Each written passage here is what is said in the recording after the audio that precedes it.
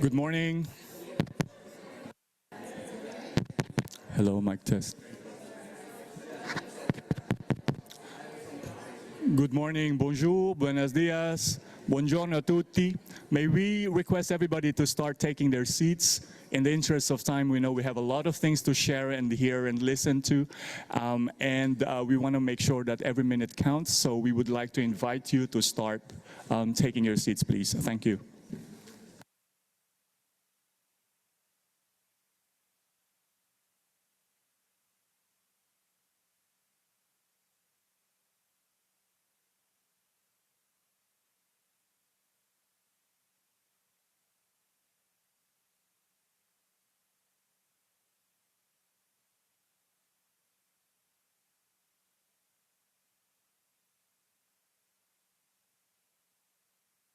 I also would just like to tell everybody that this session, we will have interpretation services in English, en français, en espagnol, and Portuguese.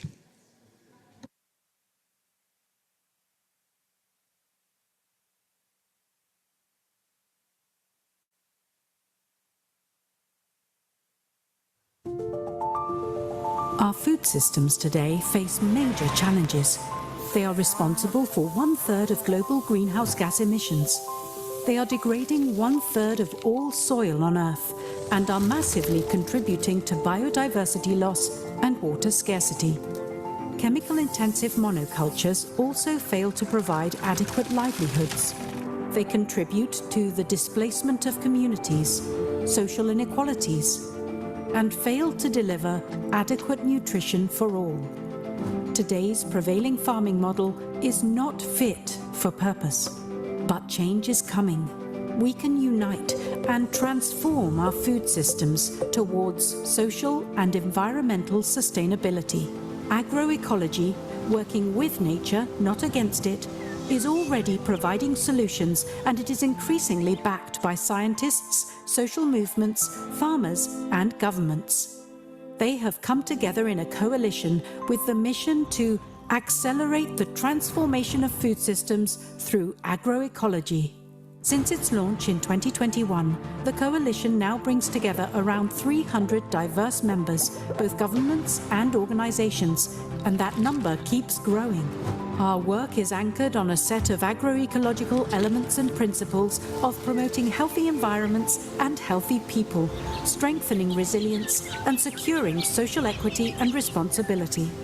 Our 5 objectives seek to grow agroecology by building exchange of knowledge, increased investments, policy support, markets development, and helping our members to grow stronger.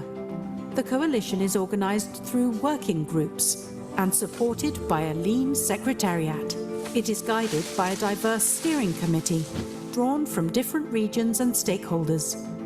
Agroecology has a bright future.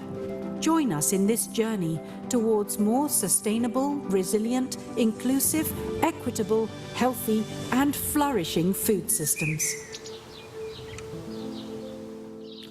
Good morning, and thank you once again for waking up very early to join us in this side event. As I've mentioned, we'll have interpretation in English, en français, and Espanol, but I apologize that there wouldn't be interpretation in Portuguese, unfortunately. Apologies for that. My name is Oliver Oliveras. I'm the Executive Coordinator of the Agroecology Coalition. Again, welcome.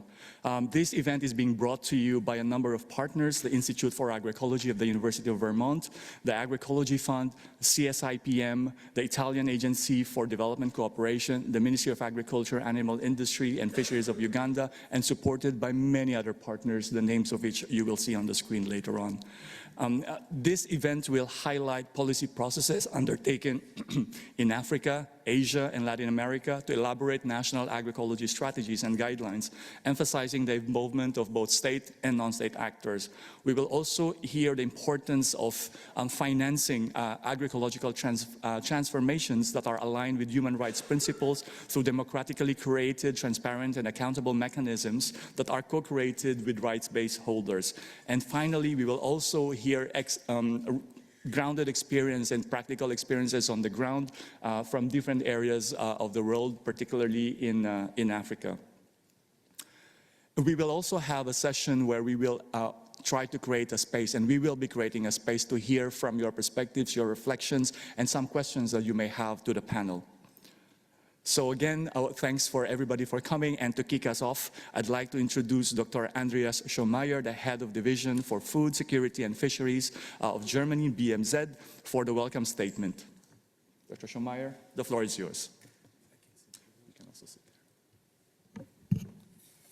So good morning, dear speakers, Honorable Ambassador Nadia, Honorable Ambassador Bende, dear audience, in the name of all organizers, I warmly welcome you to this side event. So we come together here today to discuss the important topic of transforming our current food system to answer the triple crisis of climate change, biodiversity loss, and desertification while ensuring food security. Just 3 weeks ago, the new Eat Lancet report was launched, and it showed dramatically that we need to change a lot of things, and one is the way we do agriculture. Germany is and will remain a global partner in the fight against hunger and malnutrition. We continue working for the transformation of agriculture and food system with the overarching goal to ensure healthy diets for all people within planetary boundaries, and this is why I also refer to the Eat Lancet report. Agroecology is a promising approach to reach this goal, and agroecology approach is built on diversified and resilient land use while encompassing ecological, social, economic and political dimensions, from participatory land use to local food value chains and consumer behavior. They increase food and nutrition security and address the goals of the 3 Rio Conventions. So BMZ has recognized agroecology as in its international cooperation as a strategic pathway to build resilience and equity in food systems. In 2023, Germany underlined its commitment to agroecology approaches by joining the Agroecology Coalition today. Thanks for organizing this event. And today, BMZ is supporting coherent agroecology approaches together with its partner countries at different levels, such as the Indian Lighthouse Initiative that aims to reach 20 million small-scale producers until 2030, or by creating the 5 knowledge centers for organic agriculture and agroecology in Africa, but also by contributing to international agenda setting, for example, in its role as focal point to the UNCCD Secretariat. We are encouraged to see growing national momentum for agroecology. Many countries are developing national agroecology strategies and mobilizing their own budgets to scale agroecology practices. And these national strategies are based on multi-stakeholder platforms which are enabling the ownership of all parts of society in policy. Multi-stakeholder approaches have the potential to provide a governance infrastructure, joint planning, decision-making and accountability, and also they help in shaping integrated financing strategies. For Germany, this is where the potential lies, aligning our support with these national efforts. To make these efforts effective, we need better alignment and matchmaking between national budget allocation, donor support, and national strategies, as well as engagement for the private sector to mobilize the investments needed for sustainable transformation. And one thing which is definitely important is that we have to show that agroecology is an effective and efficient business model. To make these efforts effective, we need better alignment really to the national strategies. Therefore, BMZ supports human rights-based, transparent and inclusive finance mechanisms like compensation to reward smallholder farmers for ecosystem services like carbon strategy, soil restoration and agroforestry. Furthermore, we support partner countries like Ghana, Malawi, Tanzania, Vietnam and Bangladesh in the practical implementation of repurposing agriculture subsidies towards more sustainable investments through World Bank Multi-Donor Trust Fund System 2030. So dear audience, today we come together to openly discuss the potential of agroecology to achieve sustainable food system transformation, and I'm glad to welcome such diverse and knowledgeable speakers, and I'm looking forward for the inspiring discussion. Thank you for your attention. Thank you very much. Thank you very much, Dr. Schulmeier. And then hand over to my co-moderator, Faris Ahmed from Institute for Agroecology of University of Vermont. Faris, over to you. Thank you very much, Oliver, and welcome everybody. It's my pleasure to moderate this more interactive session, about as interactive as you can get in a green room with a podium. We'll do our best, but our idea is to be cozy, ask each other questions in the limited time that we have. And thanks again for coming here on a Thursday morning. Lots is happening. So I'm very, very excited to introduce this panel and moderate it. We have some amazing government champions. We've got civil society and we've got NGOs, and we're delighted to welcome His Excellency Ambassador Ngor Njai from Senegal, who has decided to come and join us and certainly share the amazing work that his government's doing. So we'll get into it. What we're going to do is we're going to have 3 panels, 3 short sessions, each of about 10 minutes, and it'll be a dialogue between 2 peers. So the first mini panel, if you like, is governments. And we will have Ambassador Njai and Madeleine Kaufmann from Switzerland, who are going to have a little exchange. And I have brought a little bell. Madeleine, do you see it anywhere there? Yes. Very important. So the idea is people will speak for 3 minutes, and after that I will gently make a little announcement to say that they should wrap up, and then they'll ask a question to themselves. So, panel 1. I'm going to set the scene first, actually, by just sharing a couple of broad contextual things that we think we need to keep in mind.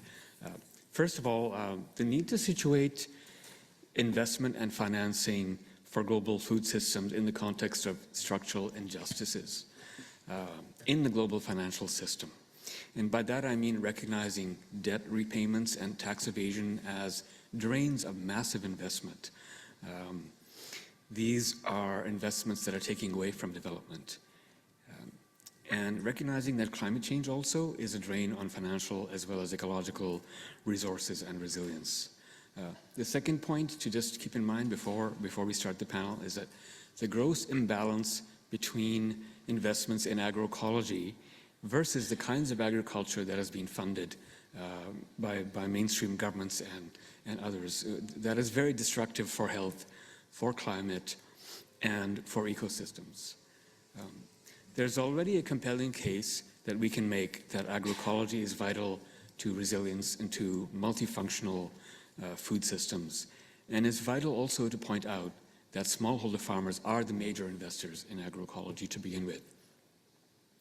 The third thing to keep in mind is that this is changing slowly, and that's the good news.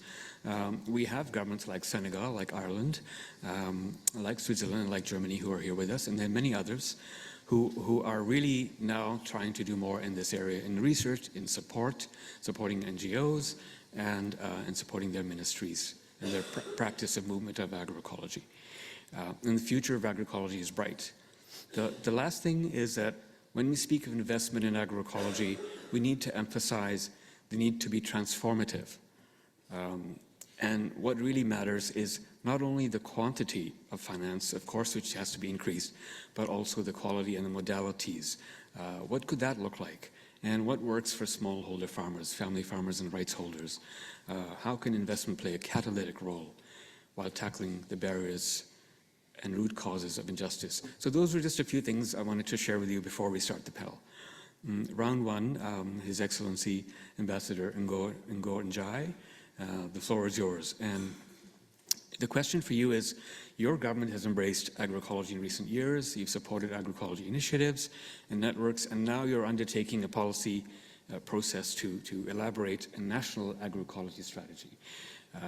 Why do you see this as important, and how do you think it benefits Senegal? Ambassador. Merci beaucoup.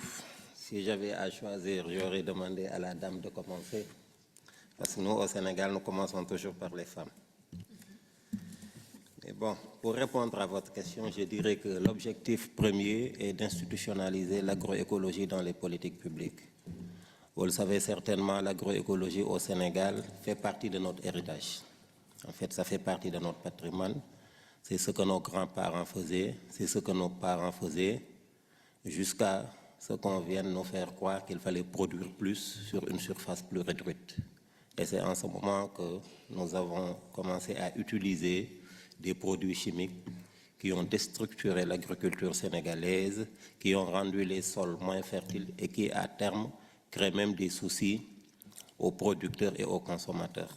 Donc l'objectif de cette stratégie, c'est de faire un retour en arrière, d'abord en essayant de collecter et de compiler toutes les pratiques et tout le savoir-faire local que nous avons, parce que si vous constatez, si vous suivez bien l'évolution de l'agroécologie au Sénégal, le combat est parti de la base. C'est-à-dire c'est parti des communautés locales, notamment à travers la dynamique pour une transition écologique, le REPA. Donc ce sont des organisations de société civile qui ont d'abord mené le combat jusqu'à ce que ça atteigne une certaine maturité. Et là, le gouvernement est en train d'arriver pour mettre en place cette nouvelle stratégie qui va nous permettre, comme je le disais tantôt, de collecter toutes les informations que nous avons à disposition, de les partager, de mobiliser les ressources, effectivement, et de mobiliser les partenaires autour d'un document bien conçu qui sera visible par tout le monde, d'améliorer les revenus surtout des petits producteurs, d'encourager la recherche. Donc il y a un ensemble d'éléments que nous espérons tirer de cette stratégie. Mais ce qu'il faut comprendre, c'est que jusqu'à aujourd'hui, la stratégie ne va pas forcément révolutionner l'agriculture au Sénégal. Parce que dans 40 à 50% des exploitations, c'est toujours l'agroécologie qui est en valeur. Parce que ce sont des populations qui cultivent pour se nourrir. Donc ils n'ont pas besoin effectivement de très grands rendements à l'hectare. La production dépend de la taille de la famille.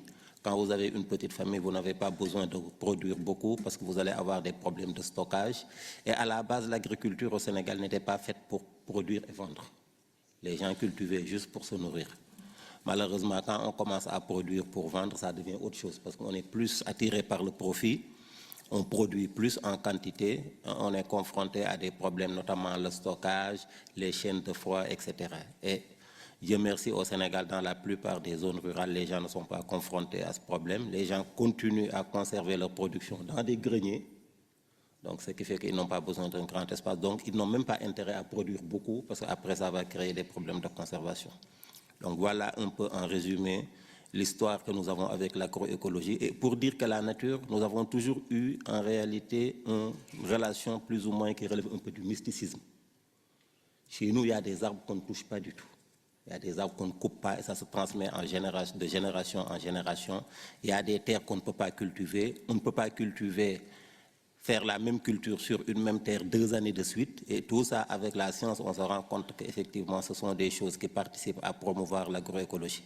Donc, pour ne pas dépasser le temps qui m'est imparti, donc voilà un peu le rapport que nous avons avec l'agroécologie. Et c'est ce rapport que nous voulons transférer dans un document qui sera partagé. Merci.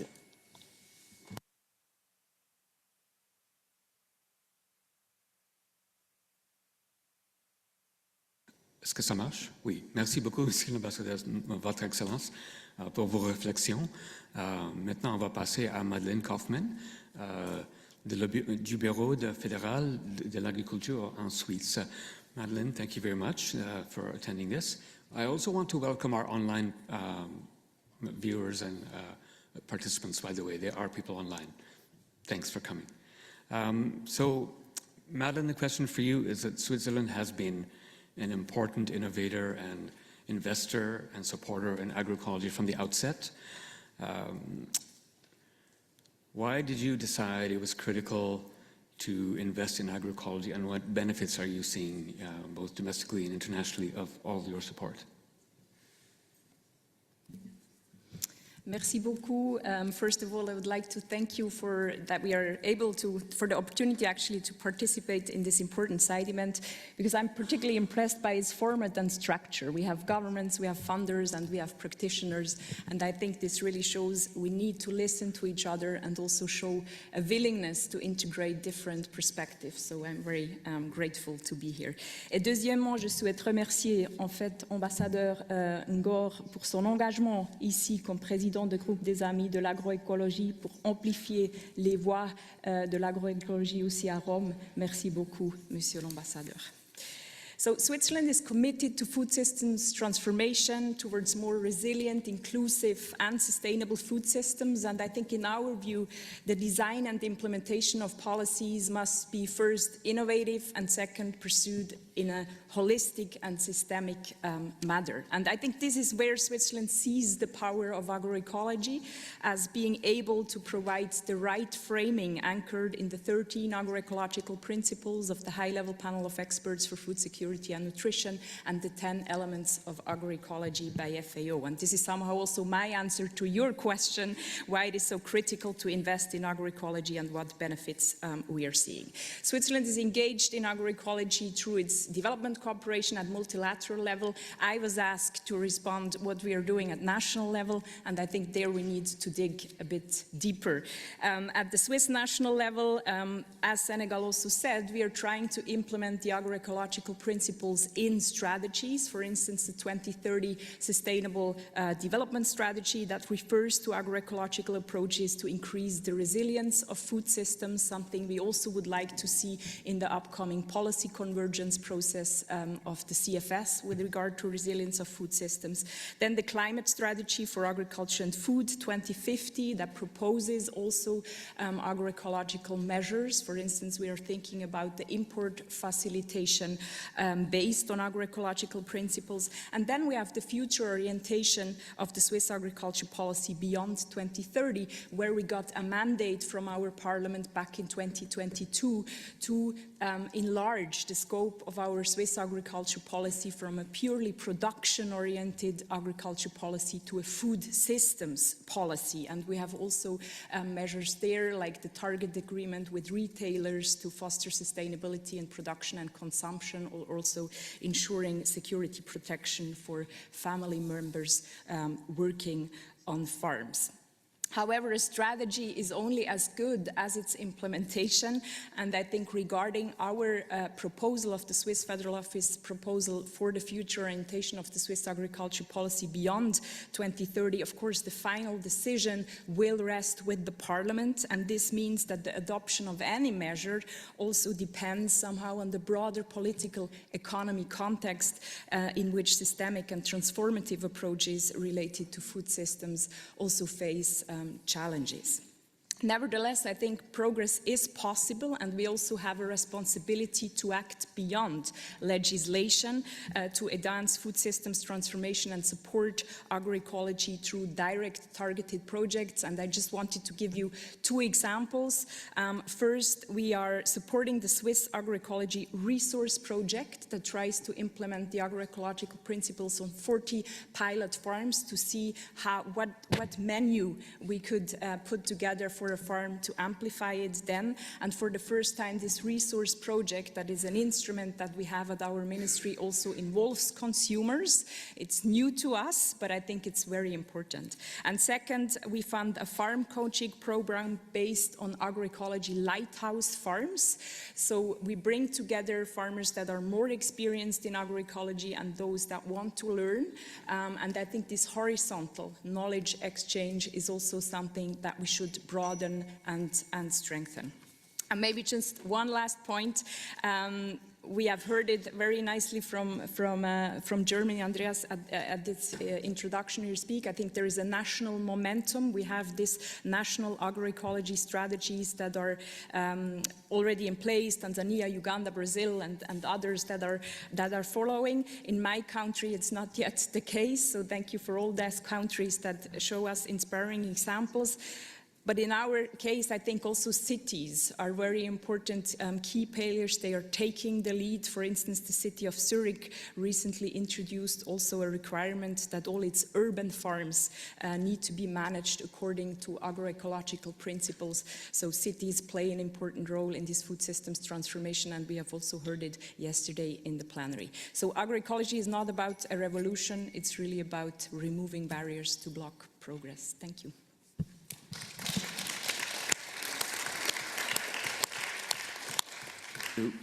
Thank you, Madeleine. You set the stage very well for how governments have started shifting from departmental to whole-of-government approaches, thinking about food systems.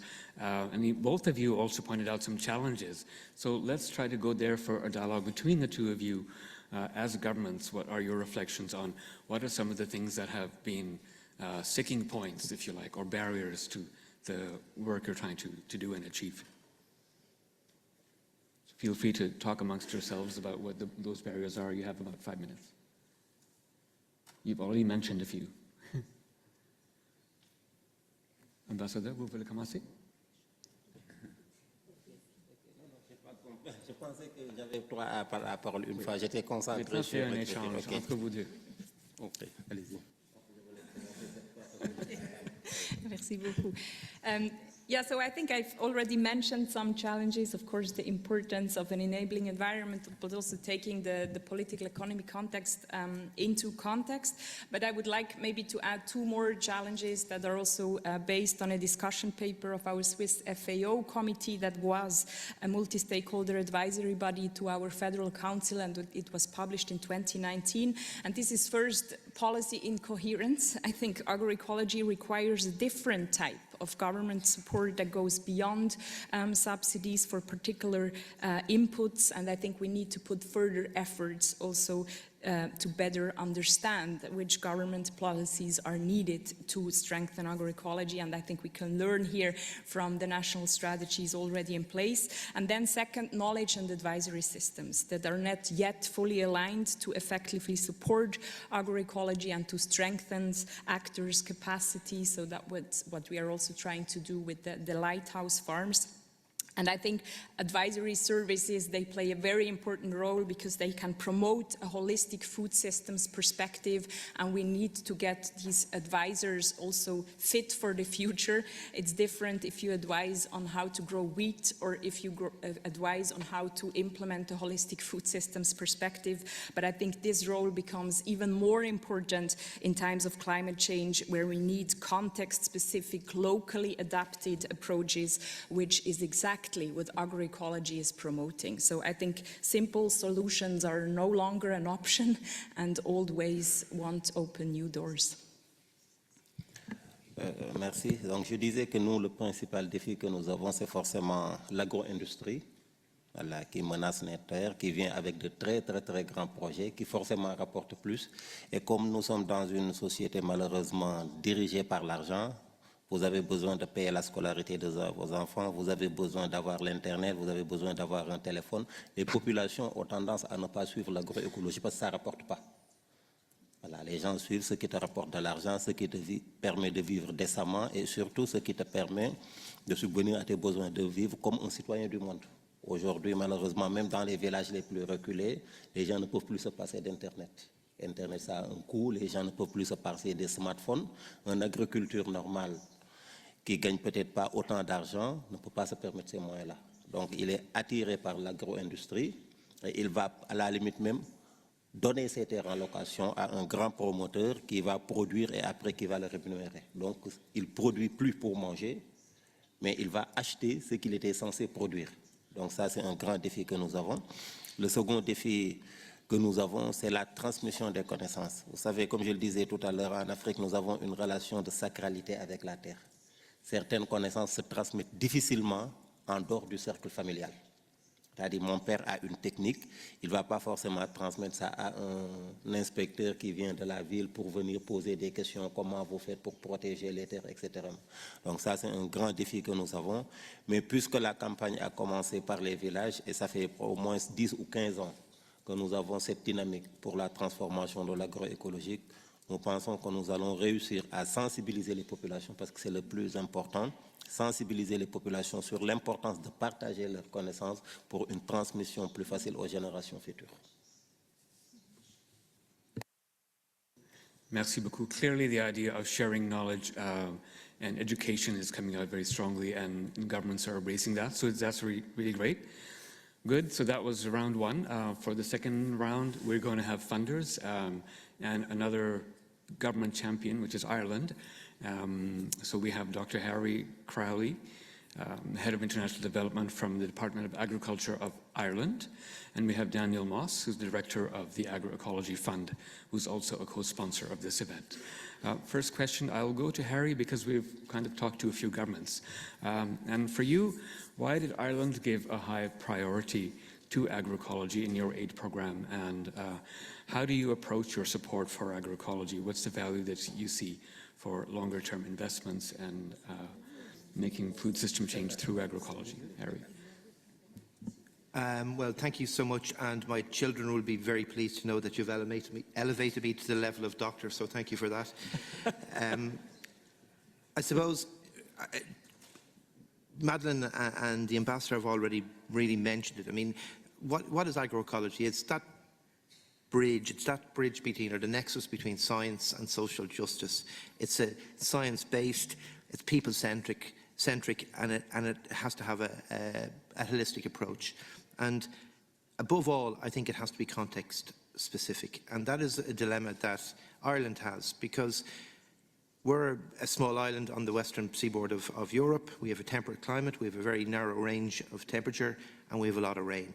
And we're good at growing grass, and pretty much nothing else. So our political economy is around dairy production. And if we were to say, listen, you know, we're embracing agroecological principles in an absolute fashion, we will be hungry, we will be food insecure. So because we export 9 times the amount of food that we produce. That's what we do, that's all that we do. And so it's the context of agroecological principles. We would fail on that one immediately. But that shouldn't be the way it's looked at, because there are other, I suppose it's the way we do business, it's the way that we do our agriculture, and building resilience domestically. Our agri-food strategy was developed through a food systems approach, where we had the full range of stakeholders in the room, from environmentalists and climate activists to primary producers, academics, medical people. Everybody was in the room and they all had a view. So we have developed our strategy through a very collaborative approach. So all of these issues around resilience and regenerative farming, they are part of what we do. And I suppose in terms of broad funding, Ireland doesn't give funding to agroecological, you know, it's not funded as agroecological, but it does go to support, you know, a huge number of measures and principles within our farming, whether it's on environmental stuff, whether it's new species of swords in the grass that we grow, whether it's even down to, and particularly down to community level. So, for example, the ambassador mentioned about seeds. One of the most vibrant organisations is Irish Seed Savers, where literally seeds are saved and they're distributed at a very minor cost, only the cost of postage all around the country. So we're maintaining that, and that's from the community up. Similarly, the Grow It Yourself principle, where people in the urban areas predominantly are being given seeds, small techniques on how to grow vegetables, basic stuff that you take for granted, but people in urban areas don't always have those skill sets. So this is supports that we're giving at community and local level. Similarly, then we have signpost farms, which are the best practice for farmers, taking account of these various principles that are aligned very closely with the broad agroecological principles. But I think it's really important to note, though, that you can't say we're agroecological or not. It is not a binary choice. It is a movement. It is a journey towards applying more sustainable, more resilient farming. And just to conclude, one of the things that I'm conscious of is that we engage and we advance and we advocate in Africa and in Asia and elsewhere about the importance of agroecological endeavours and principles and applying those. But we are aware that it is sometimes can come across as do as I say, not do as I do. So it's trying to get that balance between our broader political economy, what we do well, what we can do very well, and how we can encourage others to participate. Leave it at that. Thank you.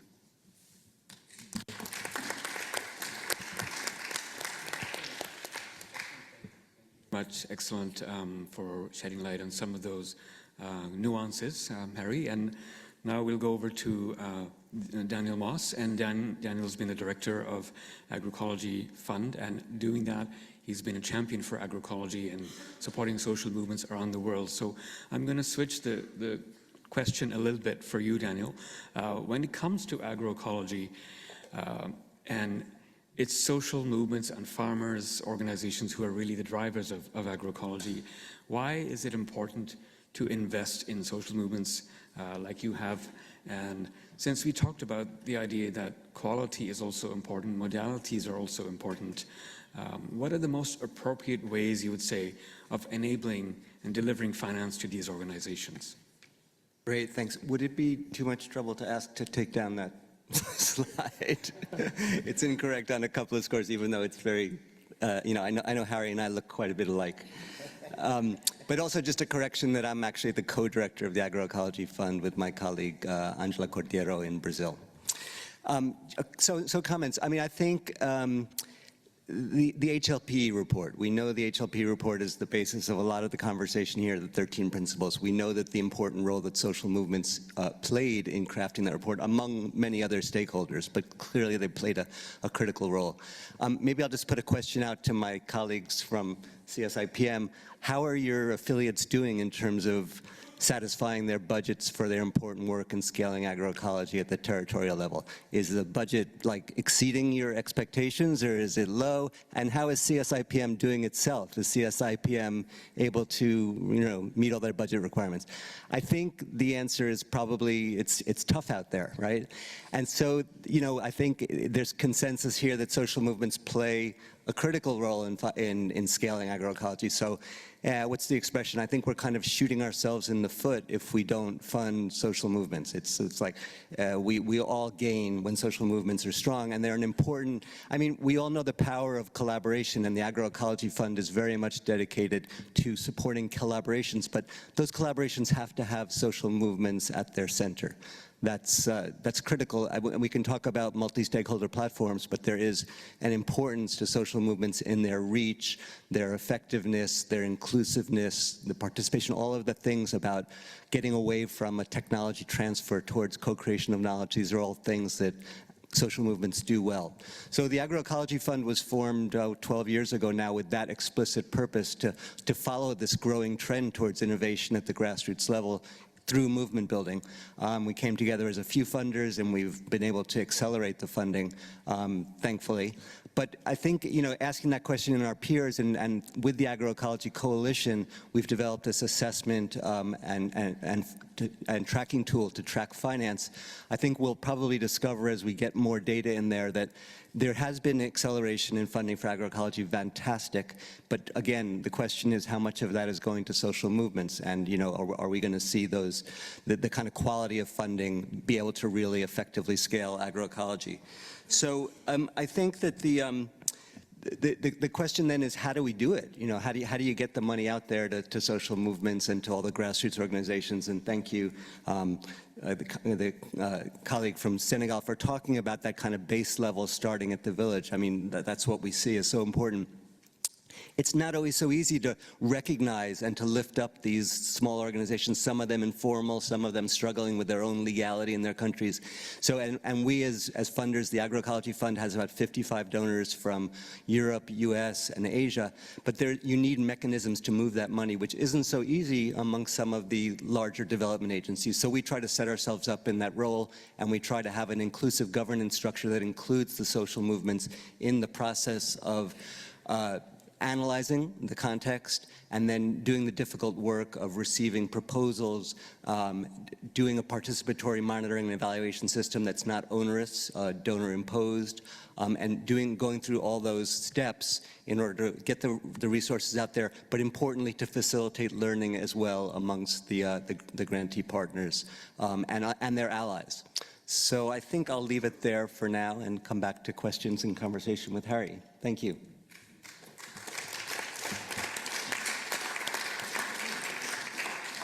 Thanks, Daniel. You laid out a lot of challenges and some complexities as well, and I'll leave you two to have a little dialogue. You know how this works. You have about 5 minutes to ask each other questions. I had a question for you, but you raised a lot of them already, so Harry and Daniel, feel free to have a little dialogue.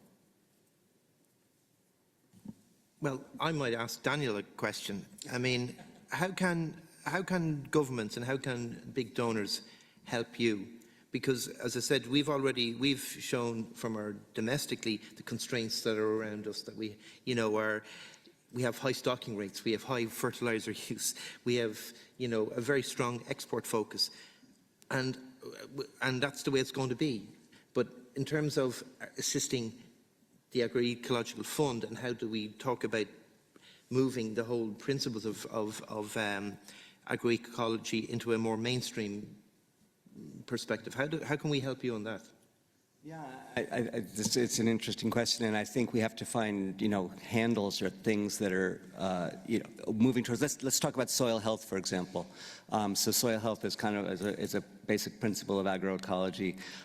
So what are some of the things that are happening at the village level, the local level, towards soil health? One of the things that we see that donors are interested in, and that's a very tangible thing, is this bio-inputs. So bio-inputs are very interesting, and there's something that can be, there's a lot of emerging agroecological enterprises in that field.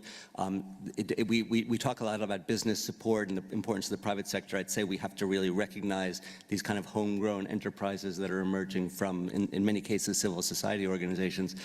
But I think we also have to, honor the idea that, or the observation that bio-inputs are one part of a strategy to arrive at soil health. I mean, we're not just looking to substitute chemical fertilizers for bio-inputs, but to improve the functioning of the overall landscape. So I think that there are, in terms of, I think donors like yourselves, and that's the question I wanted to ask you, is how do you, in turn, try to move that money or move any kind of investments from the Irish investments down to that kind of village level, understanding the importance? I mean, we understand that it's difficult, and we set up, vehicles, and we work through fiscal sponsors, and we try to, help the organizations find legal ways to receive the money. So I think it's incumbent upon us as donors to find those ways, which are, again, I understand that from an administrative point of view, it's not always simple.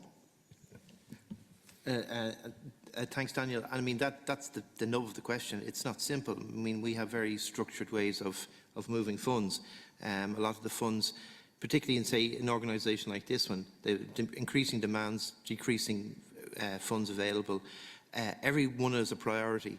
And then you're into this Sophie's choice of, well, do I put funds into something that has an immediate impact, or something that has much more longer but a demonstrable output through, say, over time with funding definitively into, or specifically into agroecology.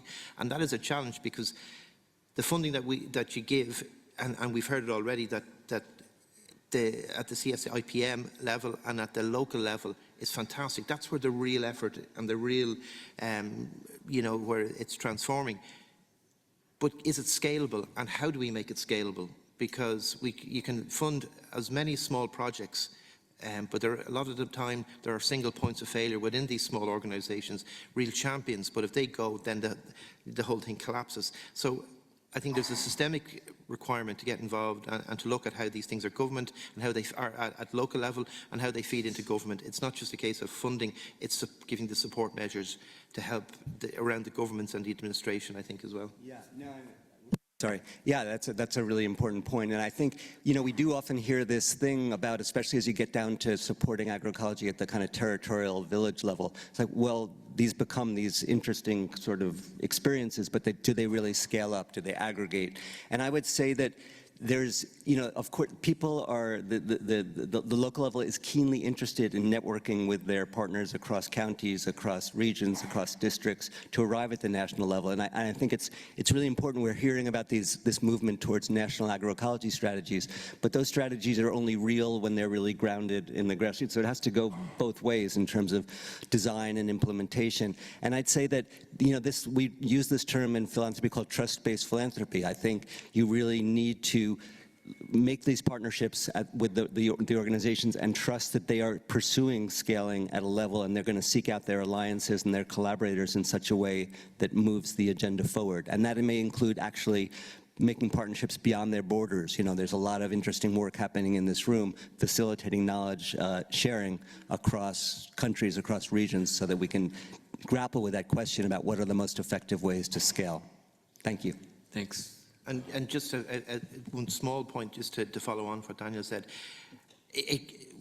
and I think it started with this, it has to be context specific. You know, there is no one size fits all when it comes to this, and really in terms of the national agroecology plans and strategies that are rolled out, they're fantastic. But at the end of the day, you know, even you know, I can say from a European perspective, the European Union and the free trade market going back to 1973, that was transformative for Ireland because it allowed us to have free movement of goods and services. The Africa Continental Free Trade Agreement is going to afford that opportunity as well. But implicit in that is that there's going to be exports, and you're going to, you know, so it really is a matter of how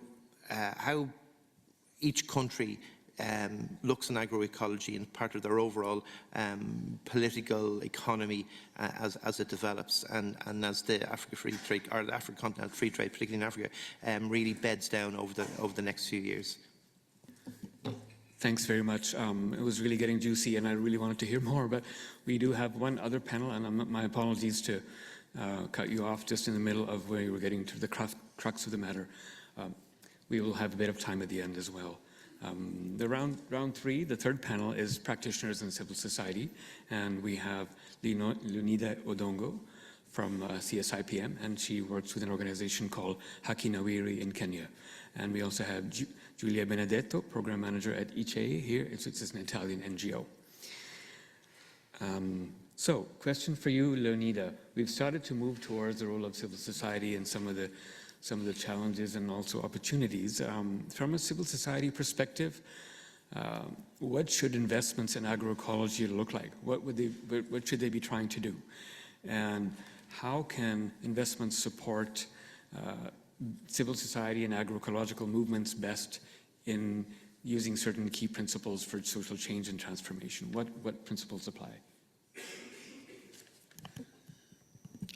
Thank you for the opportunity, and I'm glad to be in this space.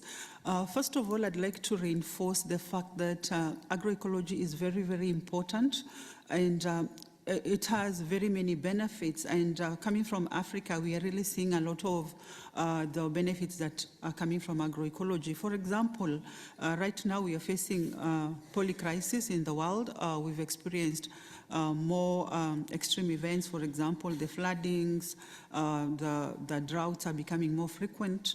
Agroecology is contributing towards healing the broken ecosystems, for example, with practices such as soil management, water harvesting, regreening of landscapes. We are seeing a lot of positivity. Agroecology is also responsible for building local resilience, because agroecology is anchored on utilizing locally available resources, using the local knowledge.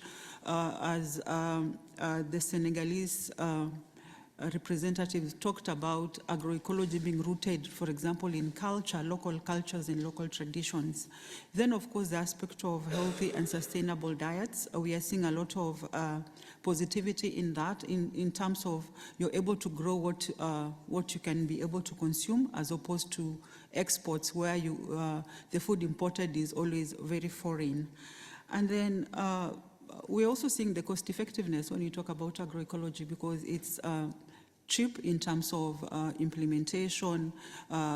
We can actually see the positive results in a short while. For example, if you talk about soil management, you can actually see the fertility of your soil improving. If we look at investment in agroecology, how it looks like, it's supposed to be aligned to various conditions or principles. One is that it's supposed to be long-term, because what we know is that if you invest in short-term projects, many a times you're not going to see change. So there's need to really partner with the organizations, social movements for a longer period of time if you're to see that change. And then, of course, the aspect of dignity is very, very important, because when donors are getting into communities, these communities have their cultures, they have their way of life. And so looking at the funding should be promote dignity and also respect the dignity of the people. Accessibility is very, very key when you talk about funding. For example, if the funding process is very rigorous, perhaps you asked for, 3-year audited accounts, and this is a social movement that was just formed the other day. Where are they going to get these audited accounts, or where are they going to get organizations that are going to vote for them? They might be doing good work, but maybe they don't have the certificates of registrations and all that. And then in terms of flexibility is very, very important. Perhaps when an organization is applying for funding, the funder ought to understand what are the conditions of these operations of these organizations, because there are some organizations that are participating, operating in areas where they don't even have access to electricity. How do you even, type your proposal when there's you don't have access to electricity? Some people have to travel to the nearest shopping center in order to be able to access internet. Some even have to climb trees in order to access internet signals. So these are some things that are very, very important when you're talking about funding and you're talking about agroecology. Just to wind up, I think also it's important that the funding be intersectional, because when you talk about agroecology, we are talking about various and interconnected forms of oppression. We talk about issues of land rights, we talk about evictions, we talk about indigenous peoples and the experiences, we talk about women. And then it ought to be transformative to be able to realize a positive change, and of course rooted in fairness, particularly in the communities, because we have power dynamics when we are writing proposals. Established NGOs or networks usually have better staff. They can have one person dedicated to writing proposals, which may not be the reality for social movements. It ought to be participatory, very, very important, not based on the priorities of the donor, but actually on the realities of the recipients. And then lastly, it ought to be responsive. We know that, for example, when you talk about climate change, the experiences of women are very different from the experiences of men. The experiences of persons with disability are very different from the experiences of able-bodied people. And so that is why it's very, very key. Thank you.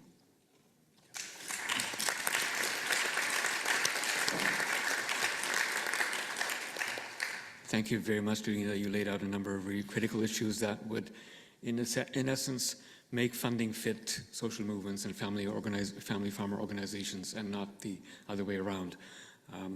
Let's hear from Julia, and for Julia, the question for you is, what have you learned in the work you're doing in Iche, from your work in mostly Africa, I believe, on the co-creation of knowledge? You work on agroforestry, you work on rural-urban linkages, so please share some of your reflections on how you can support and invest in agroecology. Thank you so much. It's a great pleasure to be here, and yes, we work as ICI, we work in several countries, but I mean, our Mozambique became the heart of our experience, both of learning and innovation. We do is mainly happening there, but we work also in other areas. And we have always worked together with the communities. And probably one of the things we have learned, which is fundamental, is that for sustainable transformation, we need both ecological and social innovation. So what we try to do is to use an holistic approach. So we combine agroforestry with horticulture, aquaculture, and beekeeping, for example, because we have seen to produce very good results, and we have evidence from the field. We have minimum dietary diversity for women increased by 35% in our communities, and malnutrition of young kids, which was dropping after a couple of years, and as well as the farm diversity rate increased a lot through these inputs and this approach. But also, not only this, as I was mentioning, also the social empowerment is relevant to accompany this process. And we could see the women income in our communities that have more than doubled thanks to the sale of other products they have, like fish and honey. And of course, there is a very important matter related to soil recovery and more resilience to extreme weather events, which we can see in our field. We can sow in our field, unfortunately, after the cyclone Freddy hit Zambezia in Mozambique. But another important lesson is that technology alone cannot reach the bigger impact. Also, relationships and shared visions are needed. So that's why we have adopted a multi-stakeholder approach, which is the way to build a bridge between different stakeholders, so between farmers, academia, research, institutions. And it is with this purpose that in our project called ETACA, supported by the Italian Agency for Development Cooperation, that we are creating a center called CISAF, which is the Center for Innovation, Dissemination and Lifelong Learning in Agroforestry Systems, based in Quelimane in Mozambique, which will be actually inaugurated next week. And we expect this to be a pivotal step in advancing agroecology through participatory and inclusive governance. And to make it really inclusive, we have created a task force, which has been working for several months now, composed by relevant ministries, CSOs, community associations, representatives of private sector and international organizations like FAO and IUCN. And this task force is working on different topics to create and to co-create policy and policy proposal and policy paper, which will be presented to the relevant authorities. And this task force has proposed to become a National Council for Innovation in Agroforestry Systems, which can also bring to more inclusive governance in our center. So this will make CISAF more open and innovative from the ground. Thank you. Thank you very much, Julia. We're really running out of time, so I'm going to give Leonida the floor for just 1 minute to just reflect on something that really struck you in what Julia was saying. You both talked about the elements of resilience and transformation, and really what this session is about is not just investing in food systems, but transforming food systems. So if there's anything you really picked out from there, you can share, and then we move on to a Q&A with all of you. Thank you. Okay, in terms of creating an enabling environment for agroecology to be transformative, I'd like to emphasize on the length of the project, because when you talk about land, healing our land, it is not something that happens automatically. It's something that is a process. So I'd like just to reinforce that there's need for building longer-term relationships, particularly with grassroots organizations that are, because that is where the bulk of the work happens. Yes, I know that policy is important, but also the practice has more importance. And then I'd also like to emphasize on the need to allocate more funding, particularly to agroecology, because many a times, for instance, in research, there's always a demand for where is the evidence. So it's very important to allocate more funding for agroecology-related projects that can also be linked to research, such that when you ask for where is the evidence, you can actually show it. And of course, I want to appreciate the contribution of agroecology, particularly in the aspect of movement building as part of agroecology, because this is something that is very, very important if you're talking about transformation. Thank you. Asante sana, Leonida. Maybe also from you, Julia, maybe if you have a 1-minute quick reflection in terms of what are you taking away as an NGO working on to advance agroecology. Very quickly, please. Thank you. Yes, as I was saying, really the holistic approach helps, because not only ecological restoration, but also the social and economic transformation can really empower people and therefore increasing resilience of the communities. So this is one of the biggest takeaways, I think, which is very well aligned with all the other panelists here were also mentioning, and also to create networks and to co-create knowledge. So also the aim of our center is to have a hub, more a living platform to connect the field and the research, the rural and urban areas that needs to be more connected. So a higher level of connection can really benefit agroecology implementation, but not only itself, but for the well-being of people. Grazie mille. Co-creation, participation, fairness, equity, connectivity, these are essential elements to make sure that we are able to scale up, down, scale up, scale out, and scale deep agroecology. Thank you very much to the panel for sharing your insights, experiences, and reflections. At this point, I'd like to call on very quickly Pierre Ferrand from FAO, who is also the co-facilitator of the implementation working group, just to talk to us very briefly about this collection of experiences from the ground that members of the coalition are sharing with us. Pierre, you have 2.5 minutes. Thank you very much, Oliver. So good morning, everyone. It's a real pleasure to be with you today for this important side event. And as Oliver mentioned, I've been given the very challenging task to present in 2-3 minutes the new publication of the Agroecology Coalition Implementation Working Group, which I have the honor to co-facilitate. So for those who don't know yet who we are, the Working Group on Implementation is one of the 6 working groups of the coalition. We meet monthly to bring field experience to light, sharing lessons and challenges from agroecology initiative worldwide. And our sessions are really a space for collective reflection and learning, connecting practice with policy. So our new publication, Agroecology in Action, Stories from the Ground, is a fruit of these exchanges and mark the 2nd edition, because we already released a 1st edition last year. So in this 2025 edition, we offer a fresh perspective on agroecology, on how agroecology is transforming lives and landscape. And it explores in particular, among other things, the links between agroecology, health and mental well-being, participatory guarantee system, natural veterinary practices, the inclusion of marginalized communities, watershed management, and the critical role of different legal frameworks that make transformation possible. So through these stories, we showcase the inspiring work of some of our members from 12 countries across the continent.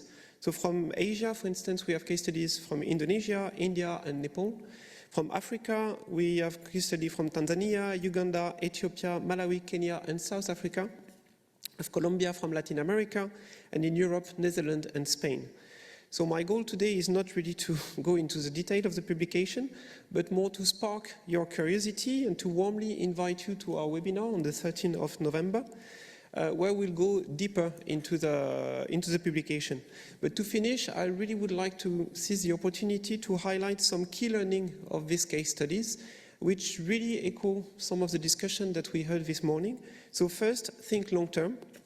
Transformation needs sustained program, not short project cycle, to influence decision, drive agroecological transition, diversify diet, and shift healthy behavior. Then join forces across ministries. So strong collaboration between health, agriculture and environment is essential to achieve impact across health, environmental and food system. Empower local system. So decentralized approach outperform centralized one, especially in fragile rural economies, and tools like participatory guarantee system help building consumer trust and improve compliance. Then adopt system thinking. So addressing food, energy, water and waste together is vital to design integrated and resilient solution. Then foster farmer-to-farmer learning, and we heard about it as well. Peer networks and farmers group accelerate knowledge exchange, innovation and solidarity through shared resource and experience. Then recognize women leadership. So women safeguard seeds, nutrition and traditional knowledge, making them central actors in agroecological and household resilience. Then build food assistance and agroecology. So solidarity-based support can ensure food security today while building sovereignty and resilience for tomorrow. Then make agroecology inclusive, because agroecological food products must not be a privilege. Inclusive model must combine production, distribution and education to reach those most affected by structural inequality. And last but not least, strengthen local governance. Embedding agroecology in laws and bylaws ensure accountability, continuity and protection for smallholders. So I hope I have convinced you to join us on the 30th of November in order to learn more about all these inspiring case studies. So thank you very much and hope to see you on the 13th of November. Yeah. Well, thanks very much, Pierre. This is, to a certain extent, also a way of summarizing and bringing together what we've heard today. But that does not preclude us from opening the floor for one or two questions or reflections that you may want to offer. Wow, this is also very, very good. Let's see. Well, let's privilege this Cecilia from that floor, the first one, and Colin, and then Thomas. Just very quickly, 45 seconds. No, en nombre de, bueno, en esta rapidez, quería sí felicitarlos en nombre del panel de alto nivel de expertos en seguridad alimentaria y nutrición. Más que una pregunta, es una contundente afirmación de la importancia de la agroecología, ¿no? O sea, es una transformación profunda que necesitamos, como hemos estado hablando aquí, y pues el informe nuestro del GANESAN nos aporta ideas fundamentales que dan sustento a lo mencionado en este evento, ¿no? Adoptamos una perspectiva dinámica centrada en los conceptos de transición y transformación. Como se ha hablado aquí, no se trata solo de cambiar prácticas aisladas, sino de rediseñar de rediseñar todo el sistema y transformar nuestros sistemas alimentarios como lo están haciendo en muchos países, y desde el 2019, que ha sido nuestro informe, a la fecha, esto nos da un montón de esperanza de que sí lo podemos lograr, ¿no? Y pues finalmente felicitar también a Daniel por su financiamiento al sector social, como lo mencionó aquí, la importancia de que sea a largo plazo, el gran trabajo de Leónida, el gran trabajo en Senegal, en Suiza. Fantástico. Gracias. Muchas gracias, Cecilia. I go to Colin and then yes, and then we'll give the floor to the panel for anybody who wishes to respond very, very quickly. Yeah, thank you, and thanks to the panel. I just wanted to zoom out a little bit and offer two quick things. One is we're talking a lot about how to finance agroecology, but as importantly is thinking about what not to finance. And so we're doing a lot of work looking at public development banks now and thinking about the ways that investments, especially extraterritorial investments, often violate human rights, facilitate the large-scale land acquisitions, aka land grabs, and I think it's really important to think about what not to do as much as we think about what to do. The other one is to my colleague Michel Pimbert wrote this paper where he challenged this idea that we have a scarcity of public resources. We have a scarcity of political will to make public resources available. If we almost $1 trillion of farm subsidies that go towards the opposite of agroecology. This report draws on some other research that looked at a 2% global wealth tax that could raise $250 billion a year. Closing corporate tax loopholes could raise another $250 billion a year. And there's all sorts, so it's a treasure trove of this, that challenges this question that we actually live in a world full of abundance, but it's all locked up because of the lack of the political will to open that. So thank you. Thanks very much. And then maybe last point from... Thank you. Thank you very much. Sorry. Thomas Forster, New School Food Studies in New York City. Following on Ms. Kaufman's reference to the role of cities and other references to local governance, for the donor support, I think it is absolutely essential to support the specific territorial, multi-level, multi-actor engagement mechanisms, whether they're called food councils, and some countries have very well developed multi-level, and we all know about Brazil as a great example of this. But to link the agroecological movements to cities' work, which is moving now on transforming food systems through strengthening territorial markets, this is very concrete. Strengthening territorial market systems, local, traditional, farmers markets, UN Habitat and FAO are working together on this with city networks, but the social movements and agroecological movements are not really at many of these tables.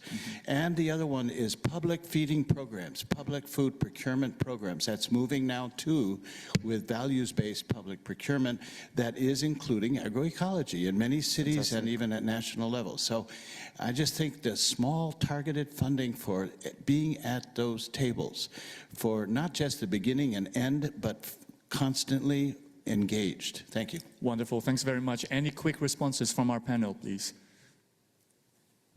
He can choose. Bon, peut-être je voudrais Monsieur Ambassadeur, Madeleine. Je voudrais juste lancer un dernier appel pour que les gens essaient de faire la différence entre le concept d'agroécologie et le contenu de l'agroécologie. Parce que nous, en Afrique, par exemple, nous sommes très familiers avec le contexte, mais quand vous venez avec le terme, les gens ne comprennent pas grand-chose. Vous parlez d'agro matin. Et je me souviens, quand nous avons créé notre première association pour la promotion de l'agroécologie, ça a été difficile de convaincre les gens. Finalement, nous avons trouvé un nom typiquement sénégalais qu'on a appelé Djambougoum, qui signifie « je veux la paix ». La paix avec moi-même, la paix avec la nature, la paix avec mes ancêtres. Et quand on a eu ce concept, toutes les populations ont adhéré. Donc pour montrer qu'en fait que les concepts, tous les termes qui finissent par ologer, là souvent ne sont pas très familiers aux gens qui ne sont pas des scientifiques. Donc nous devons faire l'effort effectivement de communiquer avec les populations et de trouver des concepts pour mieux expliquer ce que nous voulons. Merci. Merci beaucoup, Monsieur Ambassadeur. Madeleine? Yeah, I just wanted to also respond a bit on what Colin said. So I think he made a very important point there, and what we tried actually at the Swiss Federal Office for Agriculture is also to screen our Swiss agriculture policy and to see how agroecological it is. And I think here agroecology and its principles also offer a lens to analyze our policy set and to really show where we have to make it transparent, also the trade-offs, because we saw that with our agriculture policy instruments, we are fostering especially the agroecological principles of the lower level, but of course we have also an influence into the whole food systems, and we are also accountable for that. And I think what it also showed clearly the trade-offs, and I think we need to talk about the trade-offs. We cannot address all of them at once, but we need to be clear about them.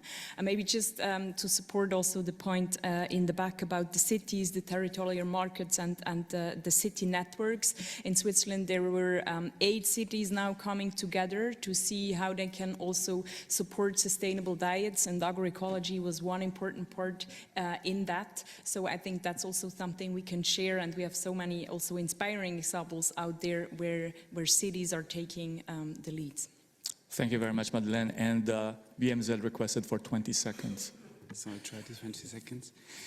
I think it's also important that we connect to the what we are doing with compensations to the $100 billion of subsidies and connect the topic of agroecology to this element. But we also need to connect and talk a lot more about hidden costs. So we are talking about $12 trillion of hidden costs. And the third thing I want to mention is what haven't been mentioned so far is growth. We need also to talk about growth because we are under 1% of growth in agriculture on average over the last 10 years. And agroecology also has to prove that we need this growth in some areas, and we need to talk about these elements too in these kind of sessions. Thank you very much. Wonderful, thanks very much. After this session, we will have some light snacks over there. Make sure you catch the person that you want to talk to and to follow up some of the conversations. But before that, I'd like to hand over the floor to Ms. Lena Savelli, who is the Deputy Director of the UNFSS Hub.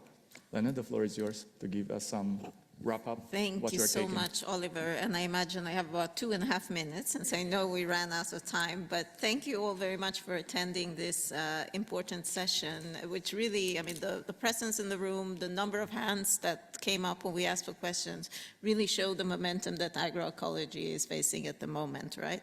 And when we saw that also when we came together in Addis Ababa for the second stocktake of the UN Food System Summit, the Secretary General in his high-level opening remarks really underscored the vital role of agroecology in advancing sustainability, equity, and resilience across the food systems. And he was also very prominent in the Secretary General's call to action, which concluded the UN Food System stocktake. And in the hub's work with countries supporting the implementation of national pathways, we're seeing that agroecology is standing out more requests for support in this area, and in the reporting is mentioned also as positive practices. We really heard a lot of interesting points to be able to deep dive into agroecology from all our very inspiring panelists today. We heard about, at the national level, there's really this momentum now to create agroecology strategies from Senegal to Switzerland, other countries. We heard how funders are rethinking their funding flows, taking agroecology into account. We heard that funding, yes, it's there, but it's not enough. We know that. But we also heard about the difficult funding decisions that funders have to take in this very, very challenging moment. And we heard how, at the ground level, organizations are working with food producers and social movements to empower them and really co-create knowledge, generate landscapes, and strengthen urban and rural linkages. It was very interesting to hear how many people brought up urban food systems. Next year is an important year for the urban agenda. We'll celebrate 10 years since the adoption of the new urban agenda in Quito. So I think it's an opportunity for us that work on food systems to further delve into those kind of discussions. We know that there are challenges in applying agroecology, and colleagues here really highlighted that very well. We have the strategies. How do we actually anchor them locally? How do we make them make sense from a concept to a context? And how do we ensure their implementation? The tensions that do exist with commercial farming came out very clearly from several of the practitioners here. But we also heard so many good practices, the concrete examples of these multi-partner platforms that facilitate co-creation, that facilitate sharing of knowledge, the importance of guarding those traditional and indigenous knowledge. And we heard some ideas on how we can perhaps share better across borders, more South-South cooperation, but also sort of ideas of how can we make public procurement more value-based as a way of advancing the focus on agroecology. And lastly, on financing, it was very important, the points made, not just about the amount of resources, but to who are they going? You know, putting social movements in the center is always critical when it comes to agroecology. Dignity, fairness, putting people in the center. And also this discussion, what to finance and what not to finance. You know, taking a look at the public subsidies is an important point, because that goes in the wrong direction perhaps at times. I think we all agree that really transforming our food systems requires this multi-stakeholder and all of society approach. And I'm happy to see in the room colleagues from UN agencies, from governments, from civil society, from indigenous organizations, researchers, and others. And from the hub, of course, our role is really to help coordinate, convene, and facilitate this exchange of knowledge. So please count on the UN Food Systems Coordination Hub to continue supporting this important work. I really want to thank the coalition, Agroecology Coalition, for organizing this event. We see how the coalitions are really doing this extraordinary work on putting the focus on the specific aspect related to food systems and bringing people together in support of country progress. So thank you very much. And looking forward to the next webinar on the 13th of November and the new publication. All the best. Thank you very much, Lena.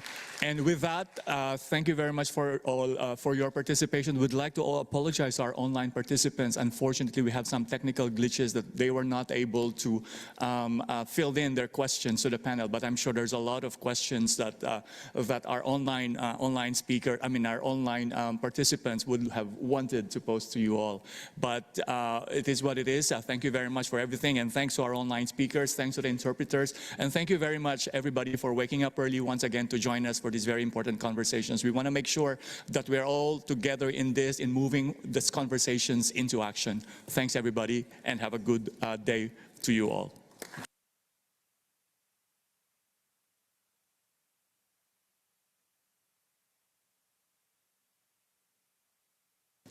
Can we ask all the panelists to stay just a little bit for a photo op? Thank you.